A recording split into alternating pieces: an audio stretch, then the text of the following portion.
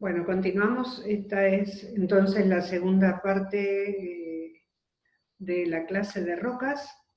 Nos habíamos quedado hace un momento hablando de esta imagen. Les decía entonces del extractivismo minero, que nos habla de la vida útil precisamente de los materiales, y que eso nos puede llevar a hablar de vulnerabilidad, incertidumbre, riesgo en las zonas mineras. Repasemos este concepto. Si nosotros solamente miramos a las rocas o a los minerales, como lo vimos recién, como materiales, no dejan de ser simplemente eso, materiales de la corteza. Pero si los vemos desde un enfoque geográfico, desde una perspectiva geográfica, podemos, por ejemplo, trabajar desde la TSR, es decir, desde la teoría social del riesgo, y podríamos hacer ver una mirada diferente de esos materiales. Digamos, una cosa es que nosotros hablemos de materiales, de minerales o de rocas, pero otra que hablemos de la explotación de esos materiales. Cuando aparece la explotación, necesitamos el material y necesitamos a las personas que van a trabajar en eso. Estos materiales, podemos hablar de una peligrosidad que encierran estos materiales, pero va a haber peligrosidad porque está relacionado con esta gente que puede quedar afectada, ya sean ellos en sí mismos, o sus actividades, o sus propiedades.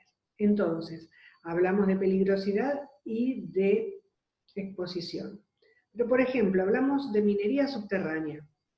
Dentro de la minería subterránea, cuando hay una explotación, no todos los mineros van a tener la misma vulnerabilidad. Un minero que sufre de problemas pulmonares va a tener una mayor vulnerabilidad que aquel que no lo tiene.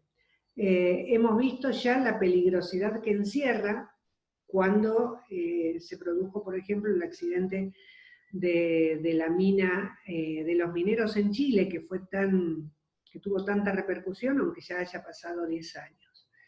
Entonces, hablamos de peligrosidad, hablamos de exposición y de vulnerabilidad. Y tenemos que hablar también de una incertidumbre, porque por un lado, si lo tomamos desde el punto de vista del recurso, bueno, ¿por cuánto tiempo tenemos ese recurso? Acá habla de una vida útil.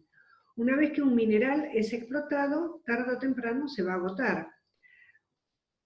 Pero, por ejemplo, cuando yo estudiaba, y saben que hace medio siglo, se decía que nos quedaban 20, 30 años de vida útil del petróleo, el petróleo se agotaba y había que buscar otras fuentes. Eso obviamente ha pasado el tiempo y siempre se siguen encontrando otras fuentes, se han encontrado otras fuentes alternativas también, pero bueno, otras tecnologías para explotar también el petróleo. Por lo tanto, la incertidumbre a ese nivel tiene ciertas características. Y la incertidumbre a nivel de la población y de ver en qué grado puede llegar a quedar afectado es otro de los problemas que puede presentar. Tomé acá algunos ejemplos para que ustedes puedan tener una idea de lo que es la explotación del oro y el agotamiento del recurso. El más conocido, que por ahí ha tenido imágenes más divulgadas, es el de la fiebre de oro norteamericana. Cuando se inició la fiebre del oro en Estados Unidos, fíjense esta estampilla de 1849, cuando se empezó a explotar el oro ya sé, en todo el oeste norteamericano, hubo muchos lugares desérticos en los que se explotaba el oro, pero el único recurso que ofrecían esos pueblos era el oro. En el momento que se agotó, esos pueblos quedaron abandonados y por eso se habla de los pueblos fantasma.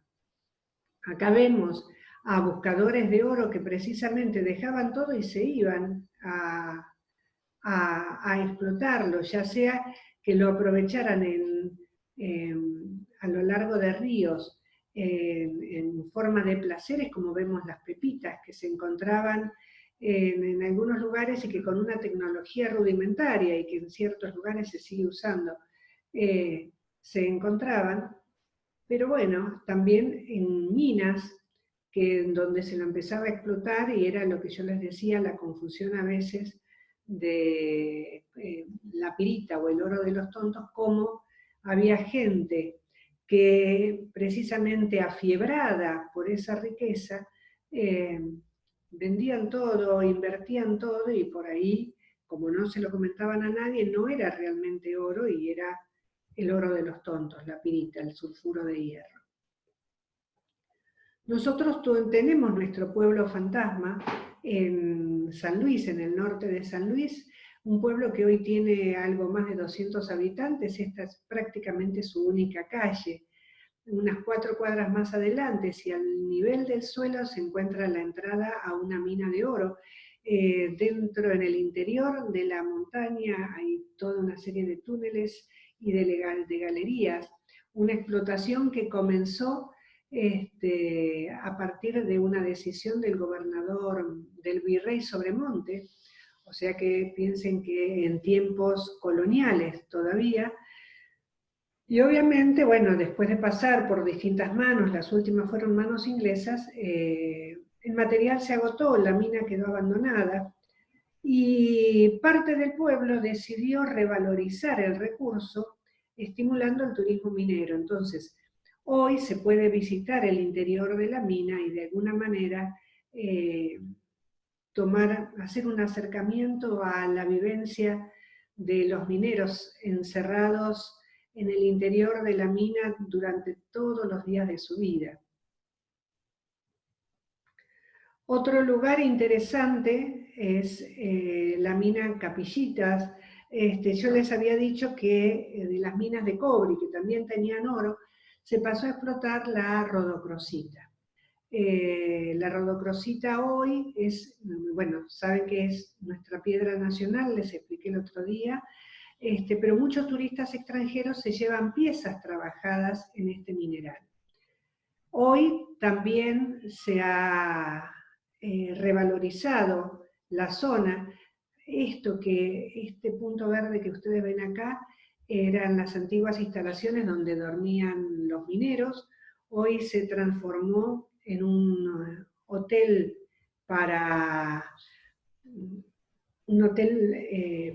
relacionado con la visita precisamente a esta mina.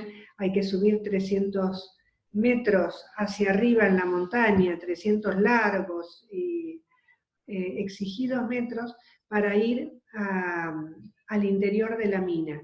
Dentro del interior se ven, por ejemplo, las menas, es decir, los yacimientos de rodocrosita que después pueden llegar a ser explotados.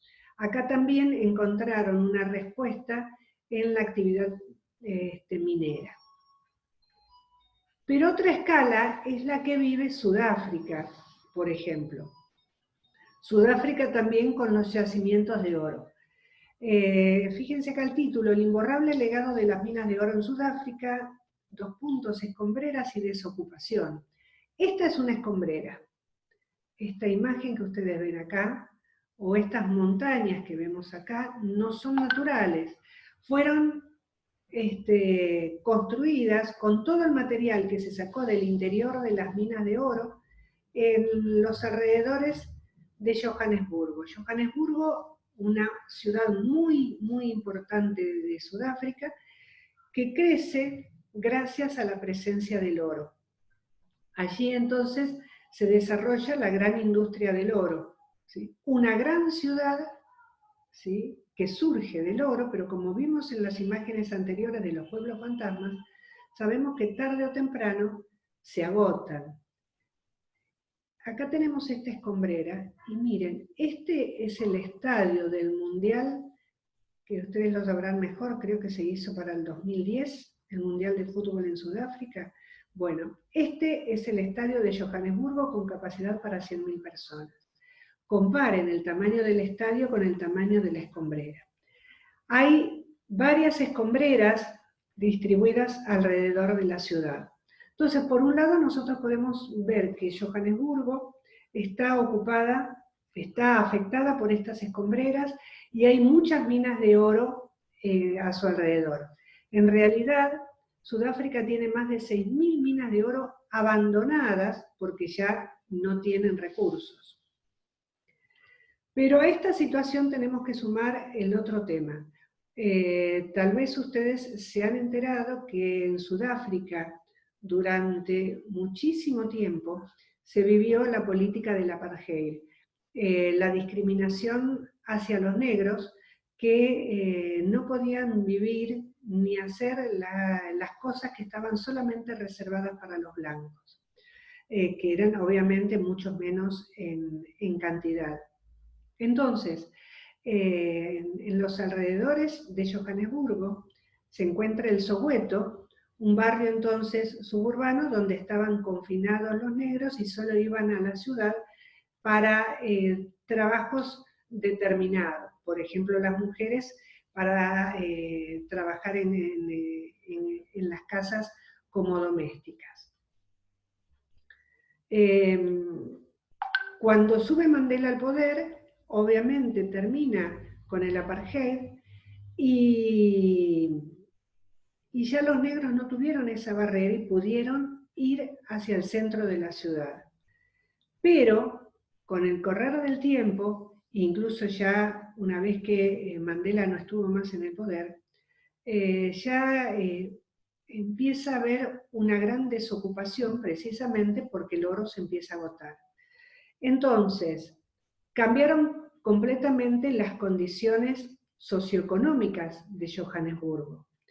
Por una cuestión de seguridad, los blancos y más ricos se fueron hacia las afueras de la ciudad, mientras que la ciudad fue ocupada en gran parte por negros que se dedicaron a poner sus negocios en esta zona.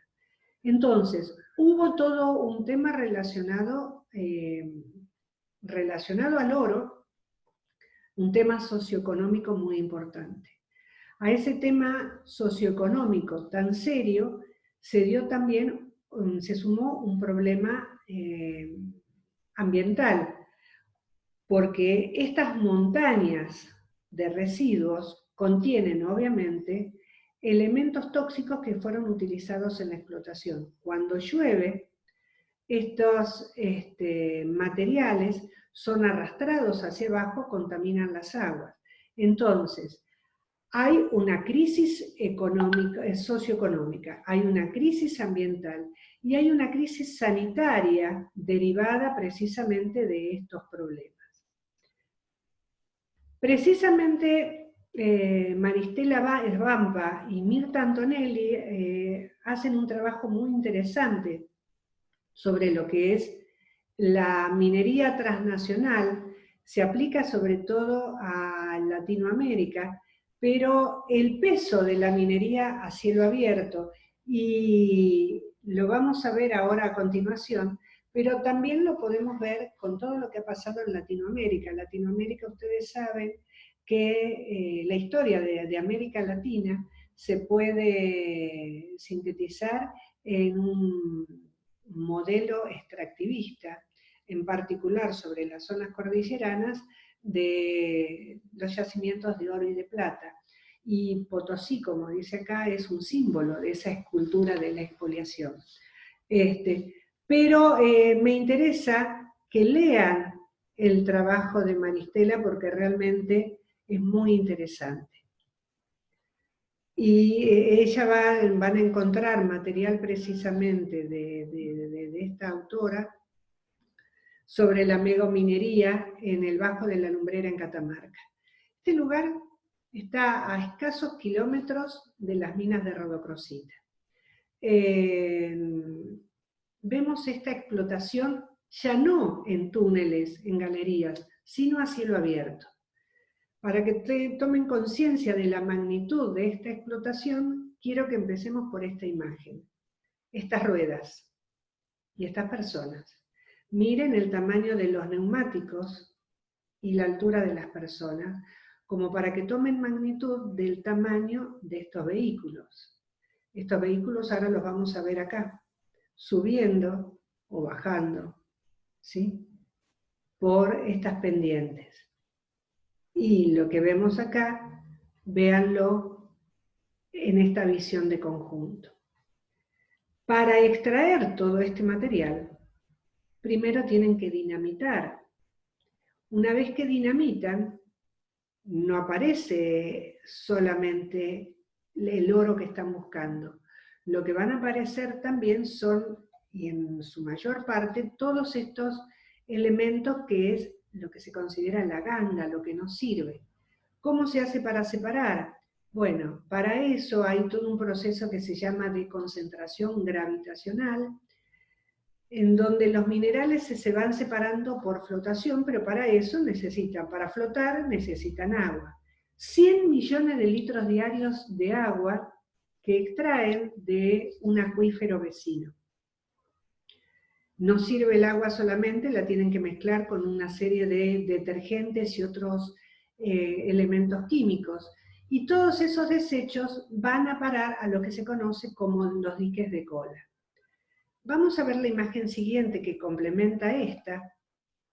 Fíjense, esta explotación que vemos acá, vista de perfil, o más o menos de perfil, la vemos ahora en esta vista aérea en la que no se ve tanta definición. El dique de cola que les mencioné recién es este. Hacia acá vienen todos los elementos contaminantes. Y esta es toda la zona de tránsito que necesitan para hacer esta explotación. ¿Por qué la explotación la hacen acá y no en otros lados? Porque trabajan con un mapa geológico. Y en el mapa geológico ven que la concentración está acá. Entonces ellos sacan lo útil, ¿sí?, que si la vemos hacia abajo, ellos pueden saber dónde están los minerales necesarios. Ahora bien, anualmente, bueno, este dato es un poco viejo, pero la minera produce 600.000 toneladas del producto concentrado, y de ahí se sacan entonces 150.000 toneladas de cobre y unos 14 kilos de oro. Pero para eso están haciendo toda esa explotación. Esa minería a cielo abierto, nuevamente volvemos al trabajo de Svampa y Antonelli, les habla de los riesgos de la minería a cielo abierto. Se ve que hay una consolidación de un modelo económico basado en una reprimarización de la economía, que es altamente dependiente de mercados externos, porque ustedes imaginen que se necesitan muchísimos capitales para hacer esa explotación.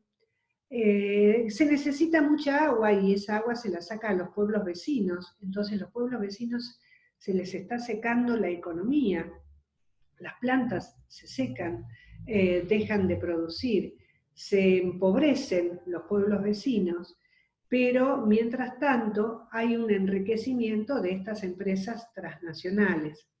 Les recomiendo, nuevamente les digo, ese texto que después se los voy a compartir. Acá hay unos datos respecto a lo que es el quilate, los conceptos de quilate, pero como complemento para el que le interese. Esto en cambio son minas de diamante. Acá también hablamos diamante y oro, los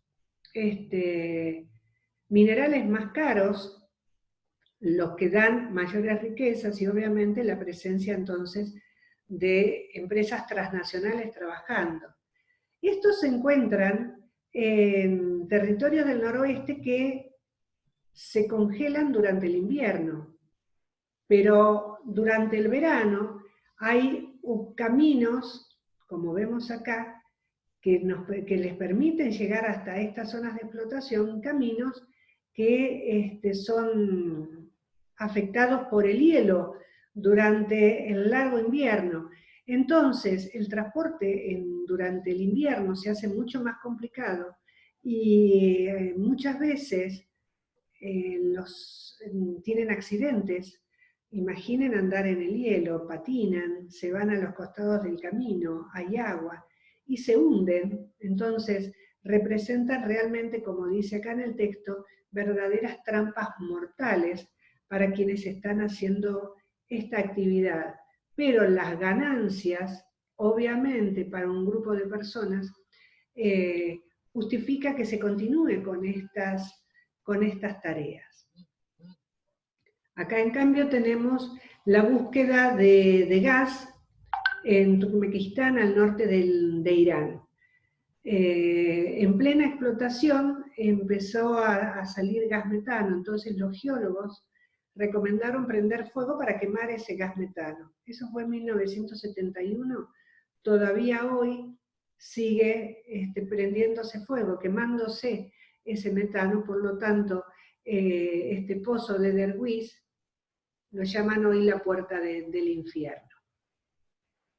Quise simplemente con estas imágenes mostrar, darles una mirada más geográfica, más de comentario que de científico. Para los científicos les recomiendo que vayan a la bibliografía pertinente, que en todo caso me pidan si les interesa leer sobre alguno de esos temas con mayor profundidad.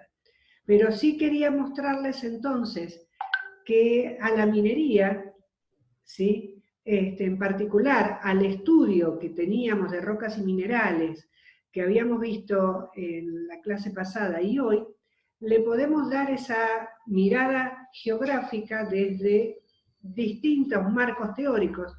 En particular, saben ustedes que en la cátedra me interesa trabajar desde la teoría social del riesgo. Les dejo acá la bibliografía que yo utilicé, bibliografía complementaria, y bueno, intento después pasarles esta clase porque es la segunda vez que la grabo. La primera me falló, espero que esta vez pueda hacerlo. Nos vemos, chicos, el jueves. Hasta la próxima.